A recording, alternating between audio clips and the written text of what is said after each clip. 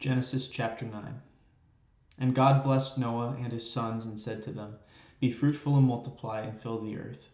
The fear of you and the dread of you shall be upon every beast of the earth, and upon every bird of the heavens, upon everything that creeps on the ground, and all the fish of the sea. Into your hand they are delivered. Every moving thing that lives shall be food for you. And as I gave you the green plants, I give you everything. But you shall not eat flesh with its life, that is, its blood. And for your lifeblood I will require a reckoning. From every beast I will require it, and from man. From his fellow man I will require a reckoning for the life of man. Whoever sheds the blood of man, by man shall his blood be shed. For God made man in his own image. And you, be fruitful and multiply. Increase greatly on the earth and multiply in it. Then God said to Noah and to his sons with him, Behold, I establish my covenant with you and your offspring after you, and with every living creature that is with you, the birds, the livestock, and every beast of the earth with you, as many as came out of the ark. It is for every beast of the earth. I establish my covenant with you, that never again all flesh be cut off by the waters of the flood, and never again shall there be a flood to destroy the earth. And God said, This is the sign of the covenant that I make between me and you and every living creature that is with you, for all future generations. I have set my bow in the cloud, and it shall be a sign of the covenant between me and the earth.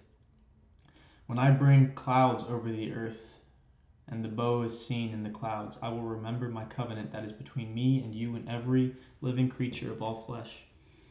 And the waters shall never again become a flood to destroy all flesh. When the bow is in the clouds, I will see it and remember the everlasting covenant between God and every living creature of all flesh that is on the earth. God said to Noah, This is the sign of the covenant that I have established between me and all flesh that is on the earth. The sons of Noah who went forth from the ark were Shem, Ham, and Japheth. Ham was the father of Canaan. These three were the sons of Noah, and from these the people of the whole earth were dispersed. Noah began to be a man of the soil, and he planted a vineyard. He drank of the wine and became drunk, and lay uncovered in his tent. And Ham, the father of Canaan, saw the nakedness of his father and told his two brothers outside. Then Shem and Japheth took the garment, laid it on both their shoulders, and walked backward and covered the nakedness of their father. Their faces were turned backward, and they did not see their father's nakedness. When Noah awoke from his wine and knew what his youngest son had done to him, he said, Cursed be Canaan, a servant of servants shall he be to his brothers. He also said, Blessed be the Lord, the God of Shem, and let Canaan be his servant. May God enlarge Japheth, and let him dwell in the tents of Shem, and let Canaan be his servant. After the flood, Noah lived 350 years. All the days of Noah were 950 years, and he died. Chapter 10. These are the generations of the son of Noah, Shem, Ham, and Japheth. Sons were born to them after the flood. The sons of Japheth, Gomer, Magog, Madai, Javan, Tubal, Meshech, and Tyrus. The sons of Gomer, Ashkenaz, Rephath, and Togarmah. The sons of Javan, Elisha, Tarshish, Kittim, and Dodanim. From these the coastland peoples spread in their lands, each with his own language, by their clans, in their nations. The sons of Ham, Cush, Egypt, Put, and Canaan. The sons of Cush, Seba, Havilah, Sabta, Ramah, and Sabteka. The sons of Ramah, Sheba, and Dedan. Cush fathered Nimrod. He was the first on earth to be a mighty man. He was a mighty hunter before the Lord. Therefore it is said, Like Nimrod, a mighty hunter before the Lord. The beginning of his kingdom was Babel, Erech, Akkad, and Calneh, in the land of Shinar. From that land he went on to Assyria and built Nineveh, Rehoboth-ir, Calah, and Rezin between Nineveh and Calah. That is the great city. Egypt fathered Ludum, Ananem, Lehabim, Naphtuhim, Pathruzim, Casluhim, from whom the Philistines came, and Caphtorim. Canaan fathered Sidon, his firstborn, and Heth, and the Jebusites, the Amorites, the Girgashites, the Hivites, the Arkites, and the Sinites, the Avidites, the Zemarites, and the Hamathites. Afterward, the clans of the Canaanites dispersed, and the territory of the Canaanites extended from Sidon in the direction of Gerar as far as Gaza, and in the direction of Sodom, Gomorrah, Admah, and Zeboim as far as Lasha. These are the sons of Ham, by their clans, their languages, their lands, and their nations. To Shem also, the father of all the children of Eber, the elder brother of Japheth, children were born. The sons of Shem, Elam, Asher, Arpachshad, Lud, and Aram. The sons of Aram, Uz, Hul, Gether, and Mash. Arpachshad fathered Shelah, and Shelah fathered Eber. To Eber were born two sons. The name of the one was Peleg, for in his days the earth was divided. And his brother's name was Joktan. Joktan fathered Alonmadad, Shelfleth, Hazarmaveth, Jerah, Hadoram, Uzal, Dikla, Obal, Abimael, Sheba, Ophir, Havilah, and Jobab. All these were the sons of Joktan. The territory in which they lived extended from Meshah in the direction of Sephar to the hill country of the east. These are the sons of Shem by their clans, their languages, their lands, and their nations. These are the clans of the sons of Noah, according to their genealogies and their nations, and from these the nations spread abroad on the earth after the flood. Chapter 11. Now the whole earth had one language and the same words. And as a people migrated from the east, they found a plain in the land of Shinar and settled there. And they said to one another, "Come, let us make bricks and burn them thoroughly." And they had brick for stone and bitumen for mortar. Then they said, "Come, let us build ourselves a city and a tower with its top in the heavens, and let us make a name for ourselves, lest we be dispersed over the face of the whole earth." And the Lord came down to see the city and the tower which the children of man had built. And the Lord said, "Behold, they are one people, and they all have one language, and this is only the beginning of what they will do. And nothing that they propose to do will now be impossible for them. Come, let us go down and there confuse their language, so that they may not understand one another's speech." So the Lord dispersed them from there over the face of all the earth, and they left off building the city. Therefore its name was called Babel, because there the Lord confused the language of all the earth. And from there the Lord dispersed them over the face of all the earth. These are the generations of Shem. When Shem was 100 years old, he fathered Arpachshad 2 years after the flood. And Shem lived after he fathered Arpachshad 500 years, and had other sons and daughters. When Arpachshad had lived 35 years, he fathered Shelah. And Arpachshad lived after he fathered Shelah 403 years, and had other sons and daughters. When Shelah had lived 30 years, he fathered Eber. And Shelah lived after he fathered Eber 403 years, and had other sons and daughters. When Eber had lived 34 years, he fathered Peleg. And Eber lived after he fathered Peleg 430 years, and had other sons and daughters. When Peleg lived 30 years, he fathered Reu. And Peleg lived after he fathered Reu 209 years, and had other sons and daughters. When Reu had lived 32 years, he fathered Serug. And Reu lived after he fathered Serug 207 years, and had other sons and daughters. When Serug had lived 30 years, he fathered Nahor. And Serug lived after he fathered Nahor 200 years, and had other sons and daughters. When Nahor had lived 29 years, he fathered Terah. And Nahor lived after he fathered Terah 119 years, and had other sons and daughters.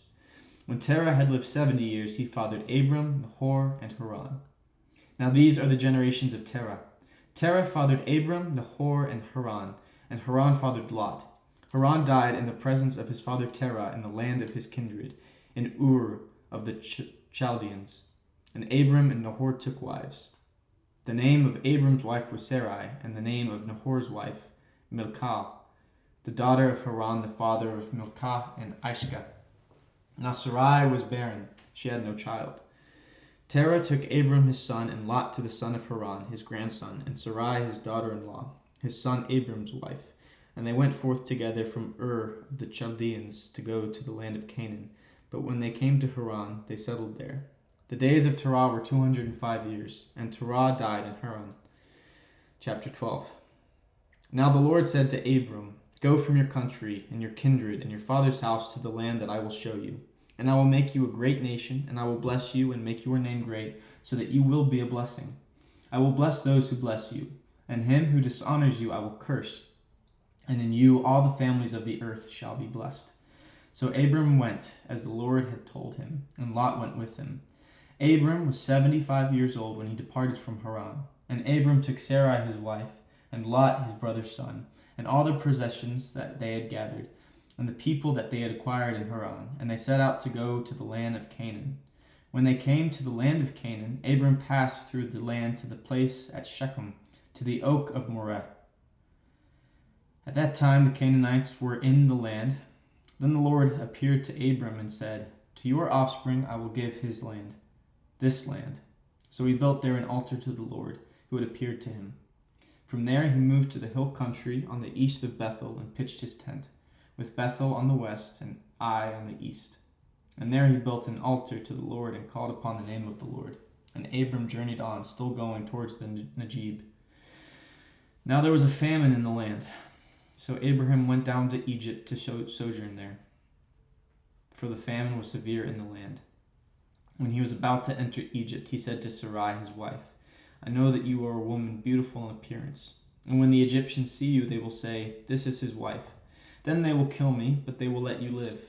Say you are my sister, that it may go well with me because of you, and that my life may be spared for your sake. When Abram entered Egypt, the Egyptians saw that the woman was very beautiful. And when the princes of Pharaoh saw her, they praised her to Pharaoh. And the woman was taken into Pharaoh's house. And for her sake he dealt well with Abram. And he had sheep, oxen, male donkeys, male servants, female donkeys, and camels. But the Lord afflicted Pharaoh and his house with great plagues because of Sarai, Abram's wife. So Pharaoh called Abram and said, What is this you have done to me? Why did you not tell me that she was your wife? Why do you say, She is my sister, so that I took her for my wife? Now then, here is your wife. Go, take her. And Pharaoh gave men orders concerning him, and they sent him away with his wife and all that he had. Chapter 13. So Abram went up from Egypt, and he and his wife and all that he had, and Lot with him into the Negeb. Now Abram was very rich with livestock, in silver and in gold. And he journeyed on from the Negeb as far as Bethel to the place where his tent had been at the beginning, between Bethel and Ai, to the place where he had made an altar at the first. And there Abram called upon the name of the Lord. And Lot, who went with Abram, also had flocks and herds and tents, so that the land could not support both of them dwelling together, for their possessions were so great that they could not dwell together. And there was strife between the herdsmen of Abram's livestock and the herdsmen of Lot's livestock.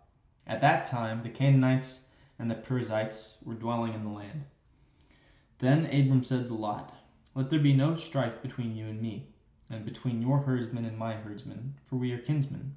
Is not the whole land before you? Separate yourself from me. If you take the left hand, then I will go to the right. Or, if you take the right hand, then I will go to the left. And Lot lifted up his eyes and saw that the Jordan Valley was well watered everywhere like the garden of the Lord, like the land of Egypt in the direction of Zoar.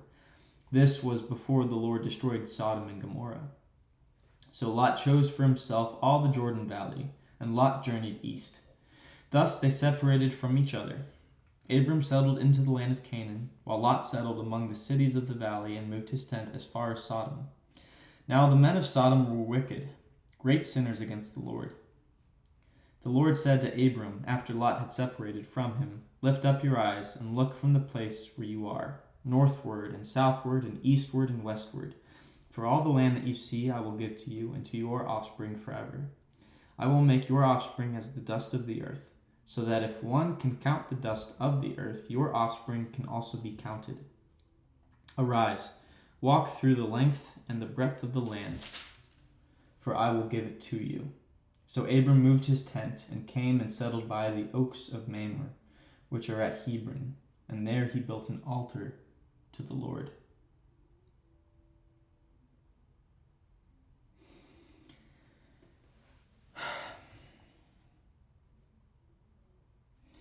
Our Father, who art in heaven, hallowed be thy name. Thy kingdom come, thy will be done, on earth as it is in heaven.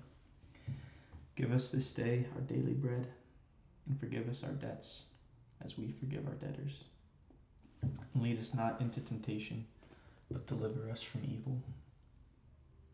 For thine is the kingdom, and the power, and the glory forever and ever.